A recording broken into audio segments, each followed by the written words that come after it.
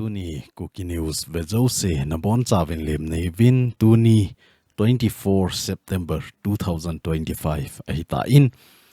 Kum Jong He Ahung Chal Tul Tul Zengin 2025 Jong Hong Kisaiva Akiding AHITAI Tihi Mu Ahin Tuahi 24 September 2025 AHITAI Le Lani Lathum Ham Khat Bohi Kum Kichai Nading Avat Tai Tihi Lani Lathum Bohi Avat AHITAI Ahi le tuni ihong holim na diu topic hi ga velohen people movement campaign ball pat ding AHITAI ti ho jong mu ahi in hichibana chu Assam rifle ho AR ho ambush anaki ball na ho chunga hi sepai le police hon na sata khol na anan ball ven ahi le het do AHITAI ti jong hi mu ahi in Hichi chung chang ho jong hil chet na hin bolo hitin chule ani na ahi Kuki ten lungpi lunglit iti diwaham lungpi ikeno angai ti hi ahi in hichi wahi I topic ngawa ilut masangovin thumakai tabang khat ga seilewan Kuki CHATE hi lungpi ikeno angai tan lunglit ikeno angain Amasa azong chu topic khat kana sein Muslim ho chung changa topic khat ina neina wa ina seina gamdang ho panla na dan ahi lawaile Islamic country Arab Islamic country hon to khom na aneina wa chu ama hon jong Islamic Nato sim do ding to gon anevi ti ho jong chu mu ahi in vanwile se na hi country hoita ta religion mangcha ahi pan lathei hi ahat pending le akhang to pending hi Muslim ho hi cho ai wanga ama ho hi akito lo ji wa tuni chan ge ya hi vanwile se na mizo sen avet da jong so ngaban le Muslim akiti po wa hi le chun Islamic religion hin zuya Muslim kivana no mai hi han pasal hi jong le ahung kivana hi le thing noi to kivet be heta aji chu ipgm tela annam agam hu na dinga ama hon jong nasata apan ala cho ai wanga ama ho ki to lo ja hi annam pi hi min sima ma jing AHITAI ni ja chu tu chunga Islamic country ho ki ho na anei na wa chu Pakistan in Islamic Nato po do na dingai to gon an nei chu ti chu Muslim country khat gamdang khat en ahin to kha ahile Muslim country zo se ki tho khoma hichi country in tong kha pen chu bol cha jing ding ti hi ama hon suggestion ana bol hi in hichi to bang hi tu chunga hi ei ho Kuki CHATE sunga jong hi event na hi le hichi to bang Kuki Nato ti hi sim do ngai hitam ti ho chan ge hi mu thein ahung kit ta in I thu so ho event nawa IPR ho event na hi le tu chungai Kuki CHATE jong Nato ingai cha no hitam ti chan ge hi mu thein ahung ta na hi hichi Nato ti chu tu ni a hi hau kip chu vai phein a khoi kha a hi le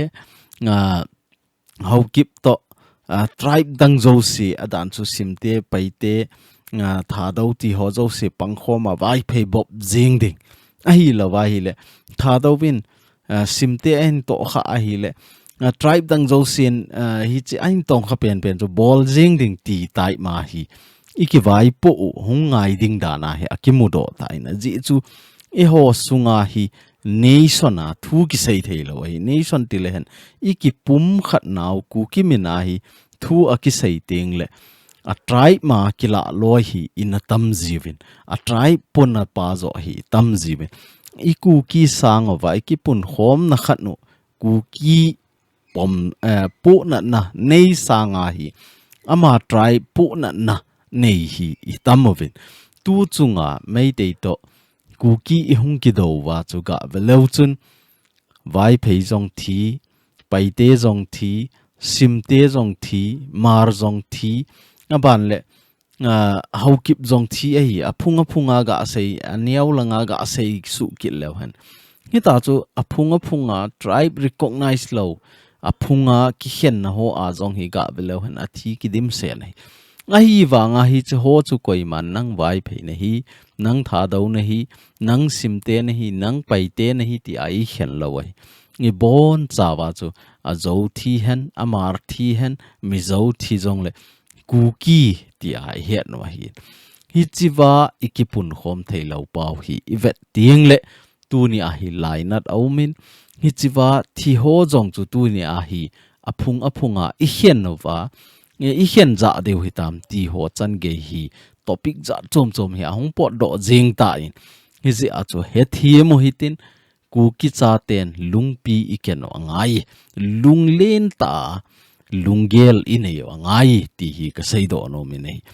avet sa na khat ga sei be kin ho hitin ho khat chiang ta ve ho khat hi Kuki cha te ho khat au me ho khat na chu in som nga tai diute in som nga la a chu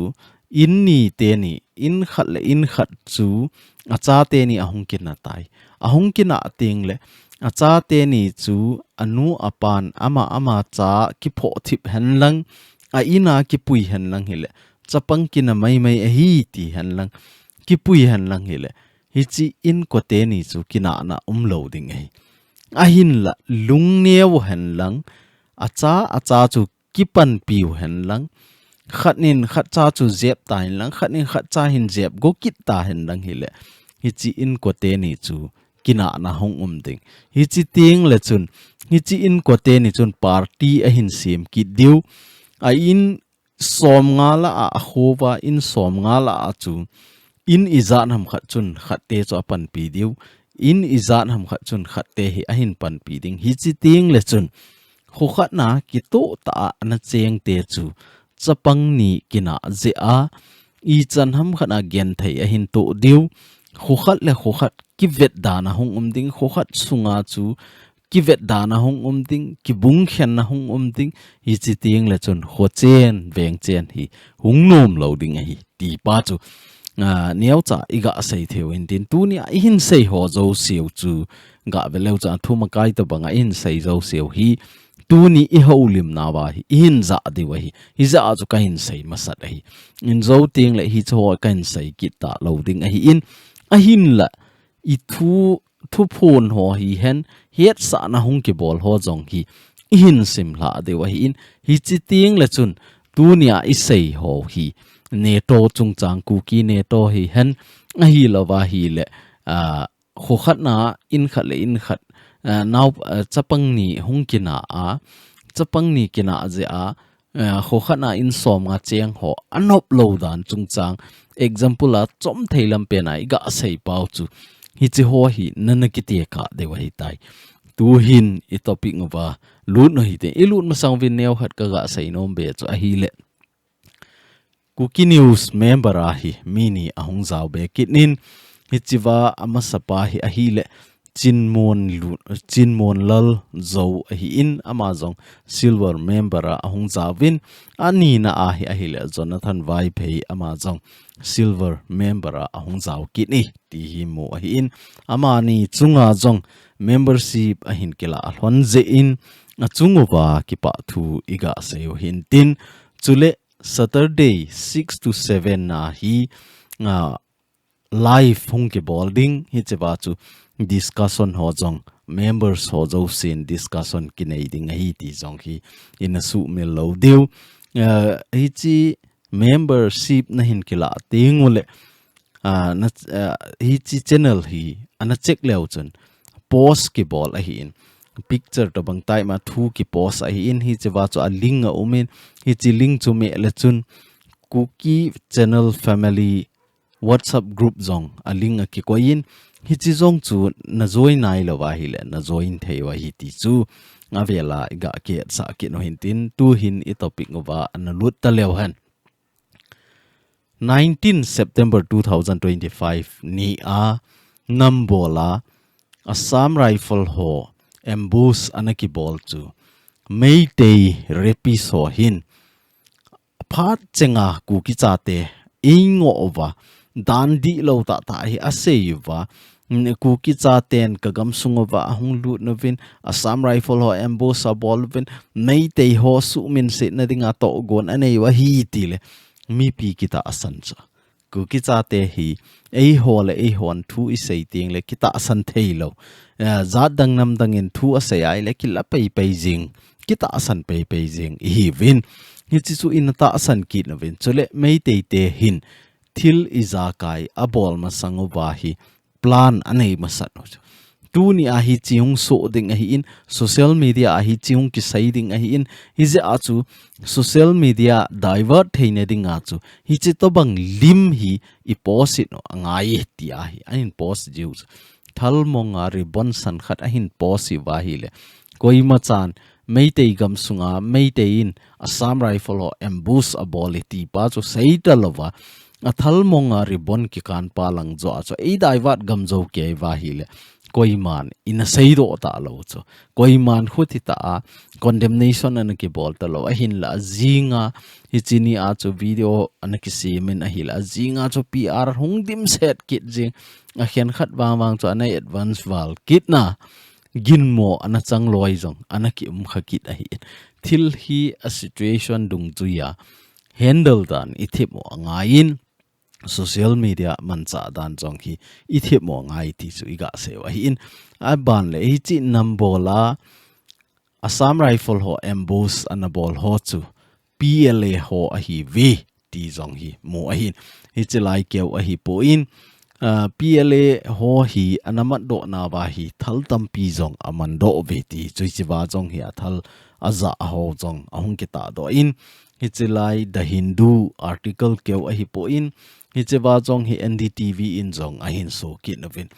PLA insurgent ho hin ambush anabolu a hi in hi chewa PLA insurgent leader pau jong he anaki mani ti ho chan ge jong hi mu a hi in aban le hi chi anamat na wa hi thal tam pi jong anamat tha win hi chewa thal amat do ho jong hi masanga police custody a anakila do ho thal register ki bol ho cha hi ti ho chan ge jong hi mawen ana sei ti jong hi mo hi in tu ni a jong chu hi chiwa press note hong ki so na ho jong chu in a mu diu ka ta sanin hi chiwa hi amin ho le akum ho jong hoi ta aji do wai 33 AR ambush na pang ho hi koi hi ham a hi lo le amin ipi ham ti ho chan ge hi kizi a hin tunia amat do pau hi a hi le hi chiwa a kizi in khomdram ojit singh kiti a hin keilel kum som lile sagi mi a hi in abal ama a kona ama anamat do na wa kona hi thal tam pi jong anaman do ve ti a hi chiwa hi A4 rifle magazine li to anaman do bin chule HK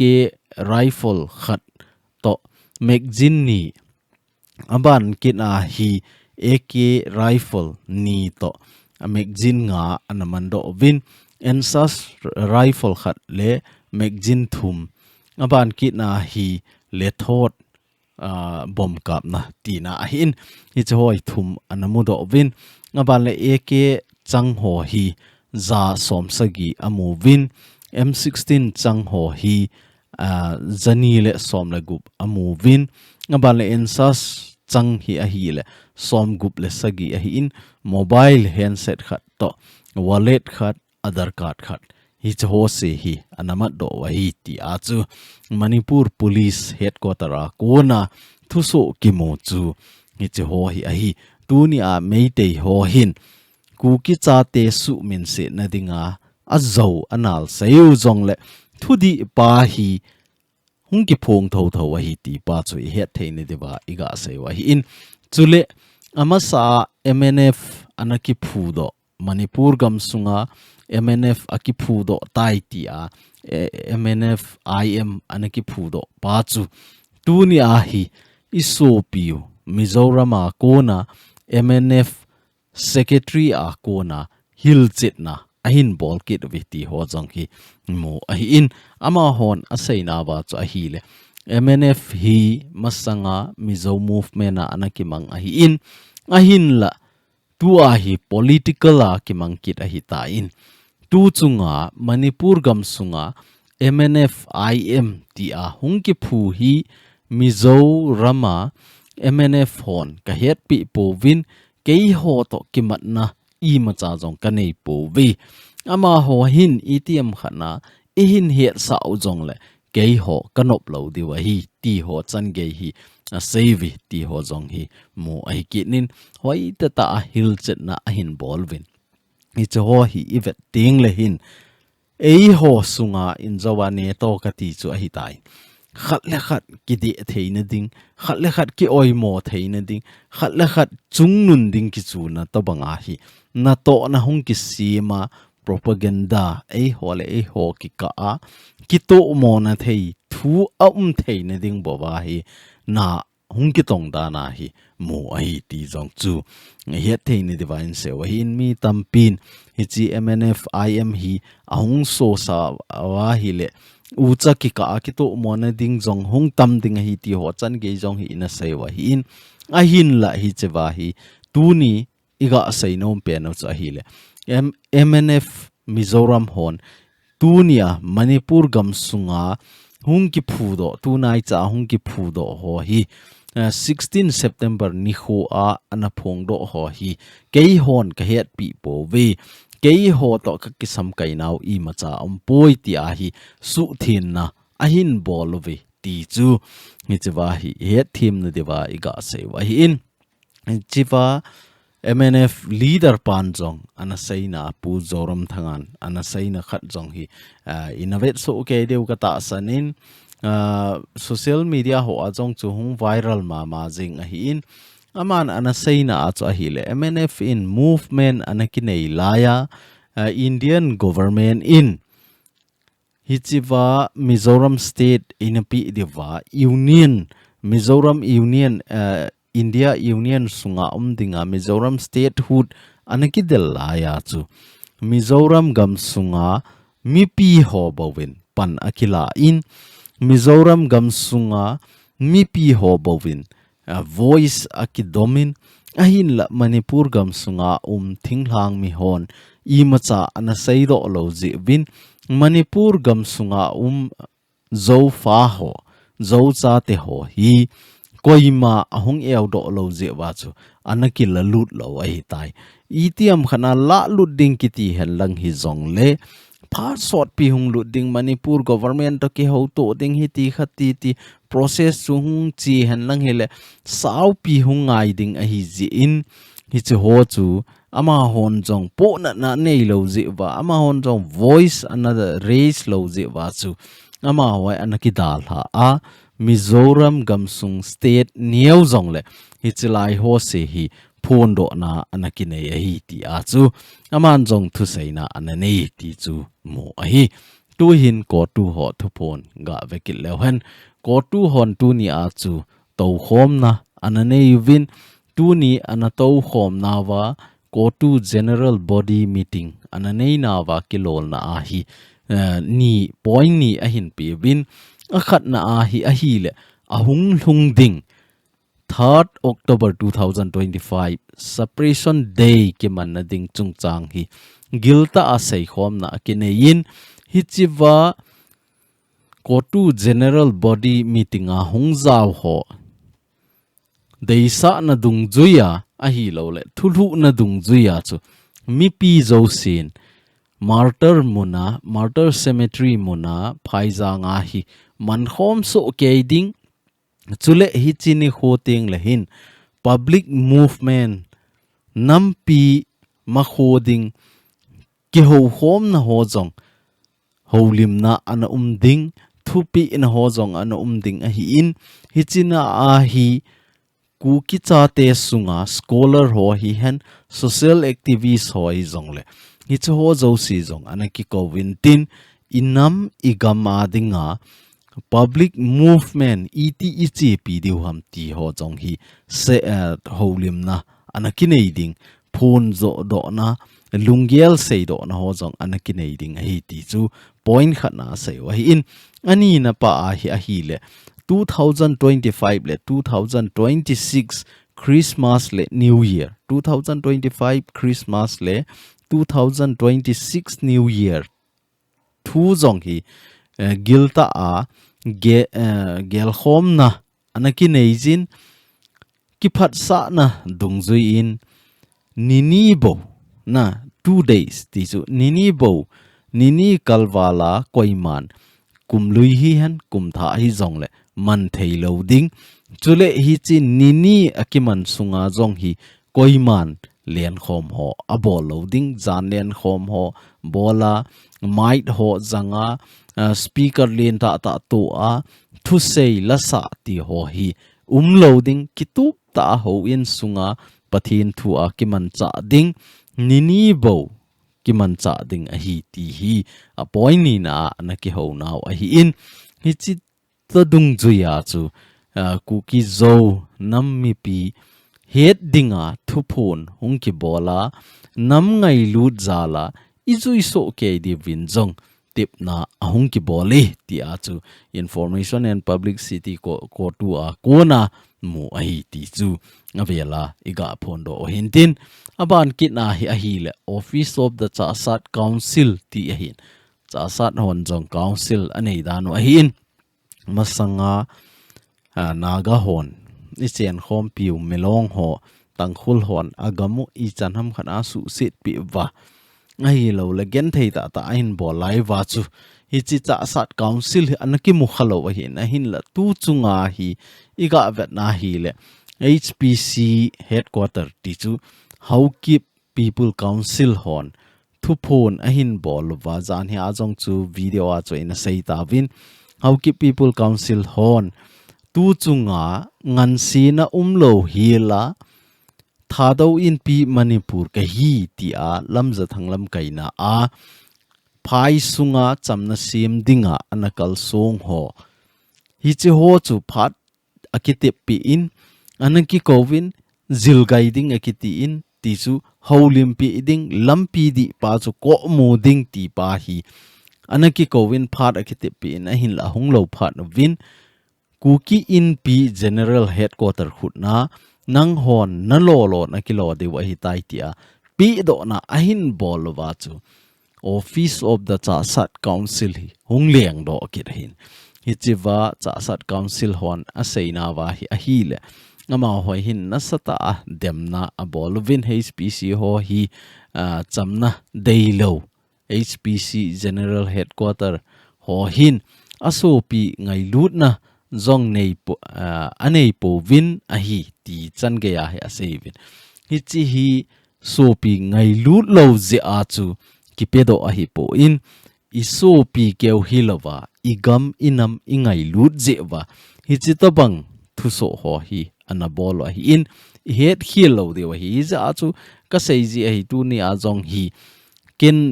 ke vai phei ka hi in tu ni a how kip chung chang seileng how kip pumpin vai phei chu dem kita ahin dem kit diu a hi la vai le I phat na diu ki sei a hian tu ni a hi ken ka thu sei a hi phung le chang hian na a thu ka sei a hi po in adi lo pa chu adi lo a hi adi pa chu adi a hi ka ti thu a hi aban le hi chi ken ka phun jong a hi po in hi chi wa CHATE council hon dem na thu phun a hin bol na wa aji ho pa chu ki sei ai bo ve ti pa hi het thiam na diwa ka ga sei hin tin chule hi chiwa ama hon CHATE council hon a sei na wa chamna deilo HPC general headquarter ho hin asopi angai lut na zong anei po vi ti a hi hi chi hi isopi ki ngai lu a hi igam inam ahung boya meitei hon isopi sangam ahin tha na ho chu tu ni chan ge ya hi inam pin ki pozo nai lo a hi imit hli zong tu ni chan ge long jing na lai a hi in hi chi igya inam igen theina inam igam ha sat na isopi isangamin tu ni chan ge amit hli ki thi jing na laya a hi le ipi bola chu ngaidam thu ma na cheu ham ti a chu hoi ta alampi chu ki ko mu go a hi bowin a hin la tu ni a hi vet na hi le phung le changa kidem to khat le khat ki gi na to banga hi ahung do ki tai hi chu ho hi kana mi te ho inga de wa hi chu to banga thu phone i bol pau hi phalo hi in zawa jong ate ka na ka sei ta in ho khat na in som nga chenga in khat na ko na chapang khat in khat te ni a chapang khat le chapang khat hung kina ka ti na pian chu hi ji to na te ka theu hi tu ni a hi ei hon ei ma icha nangin na cha na ke pho thi ma ken ka cha ka ke pho thi ma hi le ei ni ki ka akina na lo ding ai a hin la ken ka cha ka hu a ama chu vai phei a hi in vai phei na hin to kha nge le ken nang ka hi ti bol de he ti khat chu ka bol nge a hi le chon khosunga in som nga nom ta na cheng te hung ki hen no wa khat la khat hung ki na te hi chi to bang chu I hung so de wa hi nge je a chu tu ni a hi chi wa HPC General Headquarter how ki people council hon thu aso pau hi ase a hi po in tu ni a hi igam inam zo do a pang ho hilu hi ti lampi di chu ko mo hi ti ti a hi in a hin la a hung lo pha no wa chu ama ho sanga lin zo inam pin ikingap na kuki in pi khutna pi do wa hi bo win hi chi wa hi tha ding mat ding ti na hi di lo wa hi a hi theya hi le tu ni a igam inama dinga anapanga meitei gal anadowa thisan naisan anaso a hin ho chan ge ya na pe do ho ipi bola tu ni chan ge ya ingai lu thelo ham ipi bola tu ni a chamna dei lo iti wa so pi ngai lu na nei thelo ti ho powa ige ho ham tu ni a akoi hi jong le igam inama dinga pan ila na wa separate administration I thu mo hi koiman ama phat chom na dinga athum hilawa hi tu ni a hi igam inamin atuma ki vai po na khat inei lo wa hi le isopi isangam hita hi ei ki eng bolding ei ki that ding ui tha ki that jing ding hi ti po na zala chu separate administration hi ki thum a hi in isopi isangam a safe thaina dinga na ki tong a hi in hi chi na ki to na sunga hi khatnin khat ki ka a sagu ise lo deu hi kadei sa in hi igam sungu cha sat gam sung jong nam se pai hon sumle pai mu na aum lo zi in nam se pai ho na hung lut nom po ve ti a jong vel izat ham khat thu ki za hi in a hin la hi chela ya chu cha sat council in nam pi na hin tep kha ta wam koi ma cha ki tim khalo hi a hin la ei ho sunga thu so ahung phana tu nia cha sat council ahung po do jong hi kidang kisai hiza acho avela hi chito bang I bolo di win avela I hung kitim kin ovin hi tu hin ke so ho thupon ga vekil lewen ke son jong ki pa thu a hin sein ho le ki pa pi na thu a hin sein ho hi in hi chiwa hi zan ha jong in sei ta win Miss Gloria gangte ama hi India in Norway hi India representative dinga ambassador athen do wa Norway hi India mina to ding hi in hi chitobang post hoita hi chitobang appointment ki mo hi Kuki CHATE adinga jong recognition khat a hi in min zat le nam hon e het theina country dang hon jong e het theina khat a hi ze in hi chiwa hi Kuki student organization hon jong akipa api now thu a hin phong do ve ti chu iga mo thei diwa in ta do kin wa hi in tu le tu a hi veleu chun Ladakh gam sunga jong hi nasata genji style public movement achi la jingi ti ho jong hi mo hin hi chi public movement achi la na a hi protest ball ho mi li jong akithat ni ti ho jong mo hin mi li ho jong thi a hi tain mi li lang hi ana thi a hi in hi chi mi li thi ho jong hi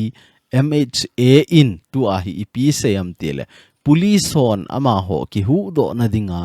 thal hlawa hi le protester ho hi anakap kha wa hi ta chu anamo lemu a hi ti a hi in hi chi mili keu hilowa mi som nga walang jong hi na satai na kitong kha in a hian khat jong hi a hin ding a hin loading critical condition ta hi ti ho jong hi mo ai ke ne hi a hi le ipi bola hi chi Ladakh langa hi protest theyam tele Ladakh hon jong statehood athu mo hi ke ho jong atuma state ni piwin tu ni a hi chi to bang protest ho ahung ki patna hi abulga su lewan masanga hi chiwa leader pa imu de wein sonam wangchuk ki thi pa hi ama hin hita chu Mahatma Gandhi to banga chu non violence a hi thu anasaya again theina anam gen theina agam gen theidan ho development lo dan ho hi center a hi ahin lut ji a hita chu agam sunga chi kit na mi pi ho hi ana lep ji a hi in ana lep ji ti chu azowa a lep helovin mi pi ho hi tu ni a Indian government in igam sunguwa hi chito bang ahin bolding a hi chito bang ho hi development hung lut ding a hi tai ti a hi agam sunga ami pi ho hi anal lungmun sa ji a hi in ahin la tu ni chan ge a hi Indian government in I macha ahin bolo phana chu mi pi ho hung ki phinuwa Ladakh hi statehood khat ni bol pi ben kei ho thu nei na ding khat ni bol pi ben union territory mai maya ne koita hi venti a na sata ki phinuwa hita chu mun tina hi mi pi ho hong pot do wa Nepal gam sunga thil so chu copy a bol hi cho Nepal gam sunga genji style a hung wa mi pi hon protest a bol wa police ho no chimit vai ta chu police ho ta na ki no to wa police ho jong na sata a je mo hi nama mi pi ho join na ni chito banga chu tu chunga jong hi Ladakh in Nepal boy na mi pi ki phin na to banga chu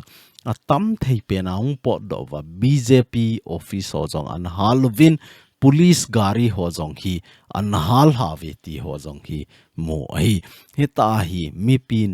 pi movement ti a chu na sata a Ladakh hi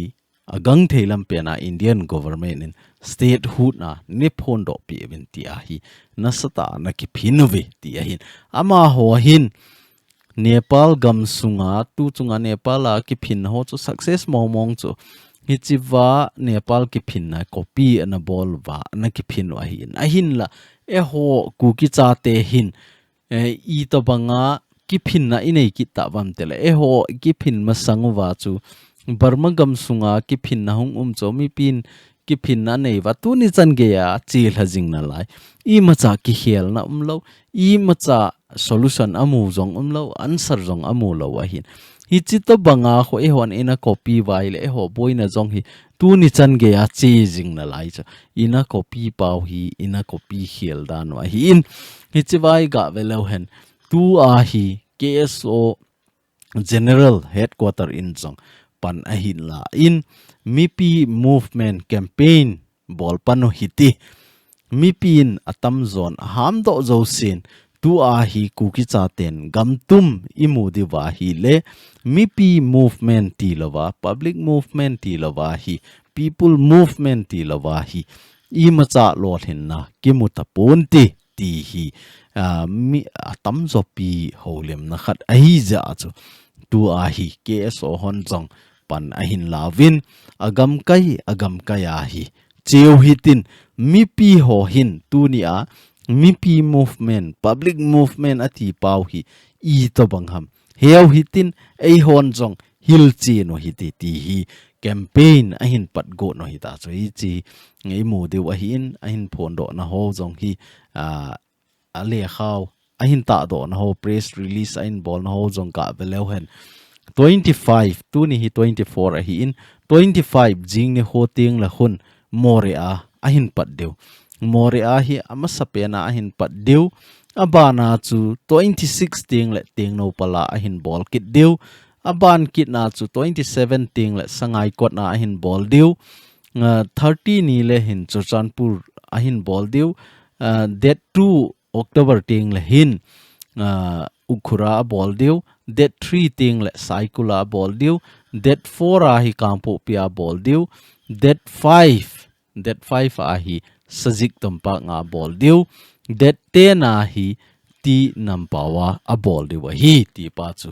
het theine de wa hi chewa hi KSO hon tu chunga MIPI movement ahi lawai le nampi political hi chi hi hoi ta chal ha theine dinga MIPI to hin consultative meeting khat ne ya MIPI hon aphat chenga MIPI movement public movement athi ti pau hi I to bang adai ham ahi lo le I to bang a chi ha pi ding ham hi chi hi sei chet na khat ne hi ti a chu tu chunga chong hi KSO General Headquarter in hi chi to bang to gon hi ahin nei a hi ti pa chu het theine dewa in sewa hi in chule Manipur gam sunga ichen hom piu masanga mi tampin an het chu Kuki Naga Meitei hi che ho thum hi cheng a hi ti a hi in nga a hin lai ho hi them ai ga ki hian ji thu a hi in polanga ko na ki he cho a hi le Manipur a ki ti teng le hi cho thum chen na ti na a hi in tu a hi Meitei hi hen Naga ho hi zong le aphat chengai ku cha te bo hi narcotic bola hi ingo o hi zo drugs za chum popi hi ta pa chale ho na ti chu pa cha itile amel hoi jamin kani ti ting la hong mel se ji in hi za chu pa cha ga tiu ten pa chale hi hen number 4 ho hi hen a hi lawai le lo chang hi hen hi chi bol ho zo se hi abona hi ku ki cha te a ingo o hi chu me te ho le tangkhul ho ti melong ho hin ingo o hi ahin la tu ni a chu government pan drone ho mangcha drone a hi survey na bolin Sanapati district sunga hi survey na bolin a hi le hi chiwa poppy cultivation bol ho hin 13 hectare agamlit dan cho se hi hi chi 13 hectare lang ho hi poppy cultivation bol na dinga anaki sunim satne ti hi anamu do hi chi chu ka sei chu thil iza kai hi pathin lungdei lang I hol ma sat po wa hi le pathinin email ma ho azum so na ding phu ahin la tho ding hi bible in phu chu phula chu ke kin hi ati pa chu tu ni a hong do jing ku ki cha te ki sim tha oi te kana mi te ho ama hon poppy cultivation abol ke wa hi pui ama ho sang e ho jong ke ho zo hi ahin la ichi thewa ngain ei ho zong ikisim tha wa ngai ti hi ku ki cha ten I het no ngain ikisim tha diu tu ni a hi ama ho hi chi to banga ahung min si na sangowa sangjo e ho chunga jong hung chuki the hi ni za chu chi kham na thei thil phalo ta sum tam pi mu na a hi ima cha khan to na poi a pet na chu nom sa jong le chun so loading a hi Christian chaten iginu chu ipiham ita sanu chu ipiham I thi nung ting jong le I hlaga wan gama chi ding ti chu itu mole I doi thupi pena ineva Christian I hiu a hi in a hi le hi chi hlagau hu dama au theina ding wan gam ilu theina diwa chu hi chi poppy cultivation a hi lo le number 4 zo lo chang zo ki te hoin ei puilu lo wa hi chi hon ei puilu theila wa hi le ipi bola hi chi ho a chu sum I hol deu ham tu ni ai pathin ko ma thu mo hitin thil pha a sum hol leu hen pathinin angola jong e koi lo de hi ti pa chu nga chaina ai ga sei theu hin tin I thu te ka ho chu hoi ta ge lo hitin tu ni ai ku ki cha te sunga hi Nato isim diu ham a hi lawa hi le I cha le mi cha kina ting le I cha ki pho thip mo wa ki hil diu ham a hi lawa le mi cha I zep diu ham hi si zong hi hoi ta ki ge lawa pan ila ngai ti chu ka sei do no min tu ni a ku ki cha ten lungpi I ken wa inam sung igam sung hi heart hen lang zalian na mu te ti wa hi le lung pi ikeno ngai I lung neu wa hi le I macha hi lo ri wa hi ti chu a chaina ka ga sai the in tin tu ni Kuki news hin ve a hin ngai ho zo se na chung che win ka ke pa in na bon cha win pathin in phat thei na bo jing taw hen